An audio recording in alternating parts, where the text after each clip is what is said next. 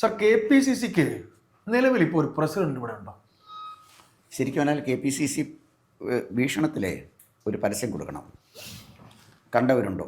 ഞങ്ങളുടെ പ്രിയങ്കരനായ KPCC president, ഇതിൻ്റെ പേര് എനിക്ക് വലിയ ഓർമ്മയില്ല, സണ്ണി ജോസഫ് എന്നാൽ എനിക്ക് ഓർമ്മ വരും. വക്കീൽ സണ്ണി ജോസഫ്. വക്കീൽ സണ്ണി ജോസഫ് അവരുകളെ കുറച്ചു കാലമായിട്ട് കാണുന്നില്ല. അദ്ദേഹത്തിനെ ഡൽഹിയിലോ പരിസരത്തോ അല്ലെങ്കിൽ തിരുവനന്തപുരത്ത് എവിടെയെങ്കിലും ഉണ്ടെങ്കിൽ കണ്ടുപിടിച്ച് കൊണ്ടുവന്നാൽ നന്നായിരുന്നു എന്ന് പറഞ്ഞു കൊടുക്കേണ്ട ഒരു ഗതിയായി. ഭയങ്കര പഞ്ചുള്ള നേതാവാട്ടോ. ഞാൻ ചോദിക്കുന്നത് അതല്ല, KPCCയുടെ പ്രസിഡന്റ് എവിടെങ്കിലും വന്ന് എന്തെങ്കിലും ഒരു സ്റ്റേറ്റ്മെൻറ്റ് ആർജവത്തോടെ നടത്തിയിട്ടുണ്ടോ? സുധാകരൻ്റെ ഇപ്പോൾ ഒരു KPCC പ്രസിഡന്റ് നമ്മൾ ഫീൽ ചെയ്തുകൊണ്ടിരിക്കുകയാണ്. തീർച്ചയായിട്ടും ഒന്നുമില്ല, മത്സര രംഗത്ത് സുധാകരനുണ്ട്, എന്തെങ്കിലും ഒന്ന് സുധാകരൻ പറയും. ഇദ്ദേഹം എന്തെങ്കിലും പറയുന്നുണ്ടോ? പറഞ്ഞാൽ നമുക്ക് എത്ര ഒരു ഒരു ഒരു ഒരു ദയനീയമായ ഒരവസ്ഥയിലാണ് KPCC പ്രസിഡന്റ്. ഏറ്റവും വലിയ ഗതികേട് എവിടെയാണെന്ന് ചോദിച്ചാൽ, പാർട്ടി 2026 തെരഞ്ഞെടുപ്പ് അഭിമുഖീകരിക്കാൻ സർവ്വസജ്ജമായി മുന്നോട്ട് നീങ്ങാൻ തുടങ്ങുന്ന സമയത്ത് ഈ പാർട്ടിയെ നയിച്ച് മുന്നോട്ട് കൊണ്ടുപോകേണ്ട ധീരനായ ക്യാപ്റ്റനാണ് KPCC പ്രസിഡന്റ്, അല്ലേ? തീർച്ചയായിട്ടും ഒരു രാഷ്ട്രീയ പാർട്ടിയുടെ സംഘടനയെ നയിക്കുന്ന ആളാണ്. കേരളത്തിൽ സംഘടനയെ കൊണ്ടുപോകേണ്ട ആളാണ്. അല്ല, അതിനകത്ത് എനിക്ക് അത്ഭുതമില്ല.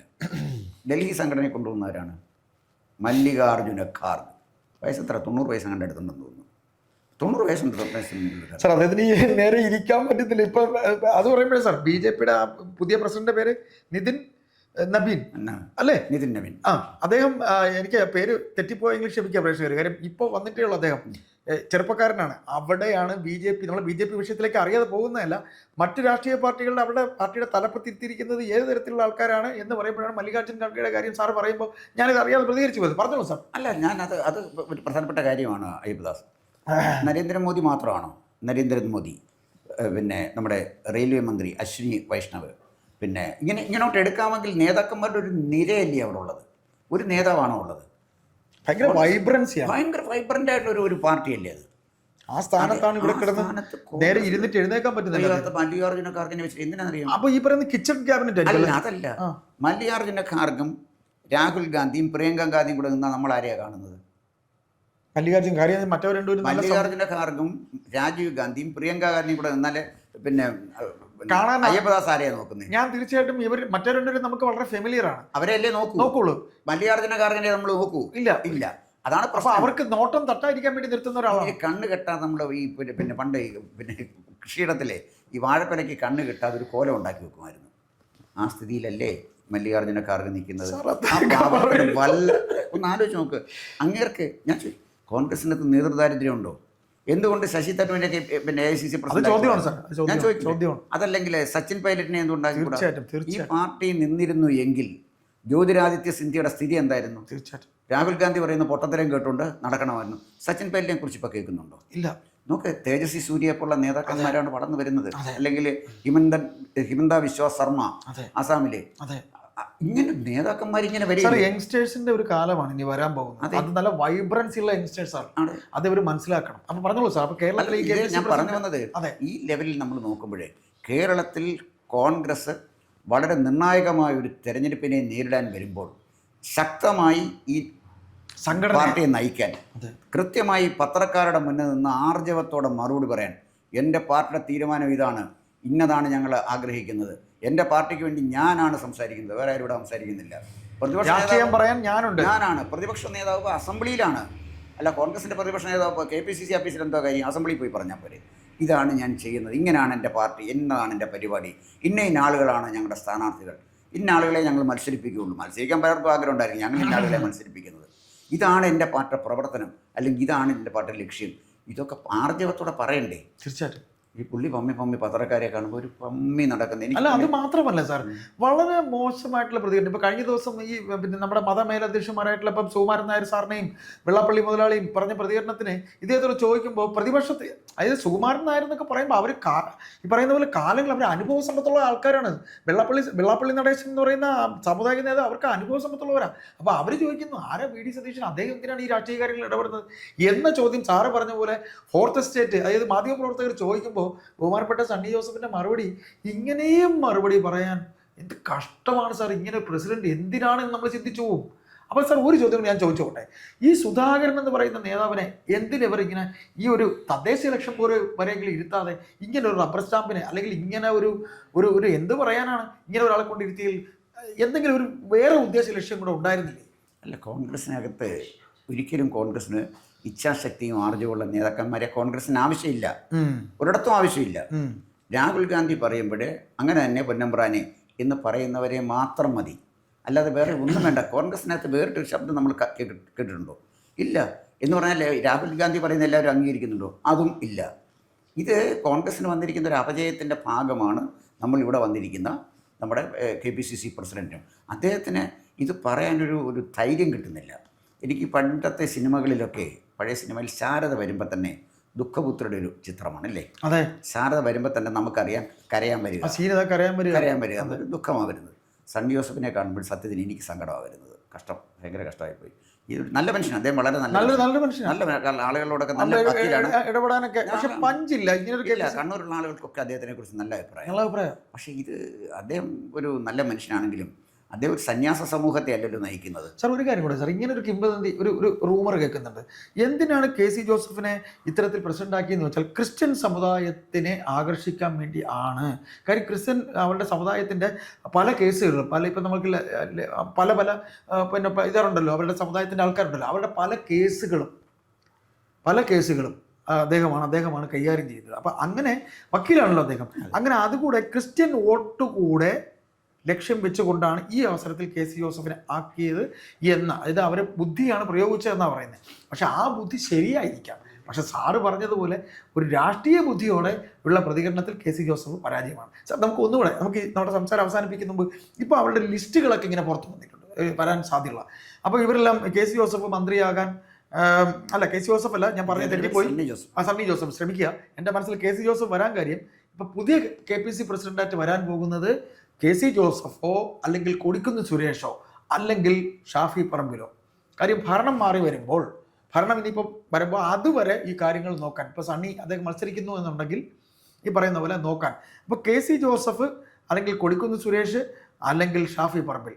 സാർ ഇതിലും ഒരു വ്യക്തമായ ഉദ്ദേശമില്ല സാറിന്? അത് അവരെ മൂന്നുപേരെ പേര് വെച്ചുകൊണ്ട് അവരെ ആക്കുന്നതിലുള്ള ഉദ്ദേശ ലക്ഷ്യം എന്തായിരിക്കാം? അല്ല, ഇപ്പം അവരെല്ലാവരും ഈ മൂന്ന് പേരുകളുണ്ട്, അതിലേതെങ്കിലും ഒരാളായിരിക്കും. അതുകൊണ്ട് അറിയാതെ KC ജോസഫ് അല്ല ഞാൻ ചോദിക്കുന്നത്, ഇവരെല്ലാവരും KPCC പ്രസിഡന്റ് ആകാൻ യോഗ്യരാണ്, ആരും അയോഗ്യരല്ല.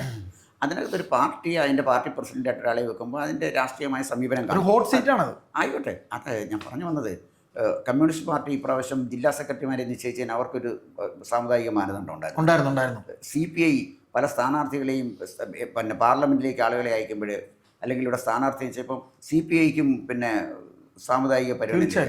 അപ്പം പിന്നെ പേയ്മെന്റ് സീറ്റ് ആണെങ്കിലും കാശ് വാങ്ങിച്ചിട്ടാണെങ്കിലും ബെന്നറ്റ് എബ്രഹാമിന് സീറ്റ് കൊടുത്തപ്പോഴേ മതപരമായൊരു പരിഗണന വന്നില്ലേ?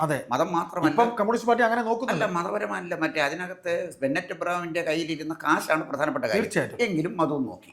അതാണ് അപ്പം ഞാൻ പറഞ്ഞത്. CPI ആദ്യത്തെ കാര്യം ബെന്നറ്റിന്റെ കാശാണ്, രണ്ടാമത്തെ കാര്യം അദ്ദേഹത്തിന്റെ മതമാണ്. അല്ല വേറെ കാര്യം എന്തോ? ഒരിക്കലില്ല. തിരുവനന്തപുരത്ത് തന്നെയല്ലേ ബെന്നറ്റ് എബ്രഹാം CPI പ്രിൻസിപ്പാളോ? അത് കേസ് വേറെ കിടപ്പുണ്ട്. അപ്പൊ അദ്ദേഹം മറ്റേ CPIക്ക് വേണ്ടി ഒന്നും ചെയ്തിട്ടില്ലല്ലോ, ഒരു സംഭാവനയും ചെയ്തിട്ടില്ല. ആകെ കൊടുത്ത ഈ ചിലപ്പോൾ ഡൊണേഷൻ ആയിരിക്കും സംഭാവന. അല്ല, അദ്ദേഹം ചെയ്ത സംഭാവന പാർട്ടിക്ക് സീറ്റ് കിട്ടാൻ വേണ്ടി കൊടുത്ത കാശ്. അത് കൊച്ചു കാര്യമല്ല, കോടികൾ കൊടുത്തെങ്കിലേ അത്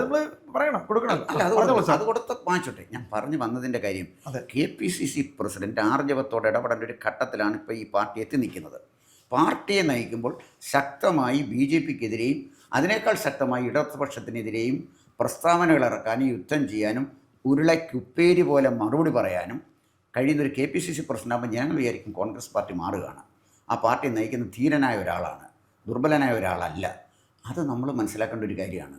അതായത് എപ്പോഴും യുദ്ധം ജയിക്കുന്നത് സാധാരണ പട്ടാളക്കാരല്ല, കമാൻഡറാണ്. യുദ്ധം നയിക്കുന്നത് ജനറലാണ്. യുദ്ധം പിന്നെ നയിക്കുന്നത്. മനീഷയുടെ ഒരിക്കൽ ചോദിച്ചു, 71 യുദ്ധം കഴിഞ്ഞപ്പോൾ ചോദിച്ചു, ഈ യുദ്ധം ജയിക്കാൻ കാരണം ആദ്യത്തെ ആൾ ജനറൽ മനീഷയാണ്. മനീഷ പാകിസ്ഥാൻ സൈന്യത്തിൻ്റെ ജനറലായിരുന്നെങ്കിൽ എന്ത് സംഭവിക്കുമായിരുന്നു? മനീഷ ചിരിച്ചുകൊണ്ട് പറഞ്ഞു, പാകിസ്ഥാൻ ജയിക്കുമായിരുന്നു.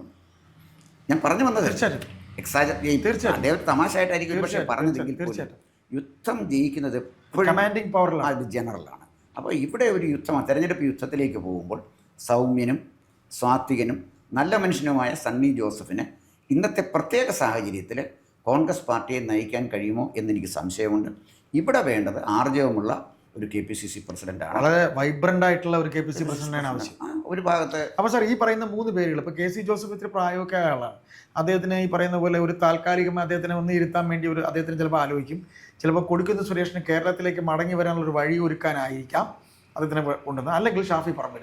ഏതായാലും ഇവർ 3 പേരും താൽക്കാലികമായിരിക്കും. ഇലക്ഷൻ കഴിഞ്ഞ് കോൺഗ്രസ് ഭരണത്തിലേക്ക് വരികയാണെങ്കിൽ പുതിയൊരു KPCC പ്രസിഡന്റിനെ അവർ പ്രഖ്യാപിക്കുമെന്ന് നമുക്ക് കരുതിക്കൂടെ?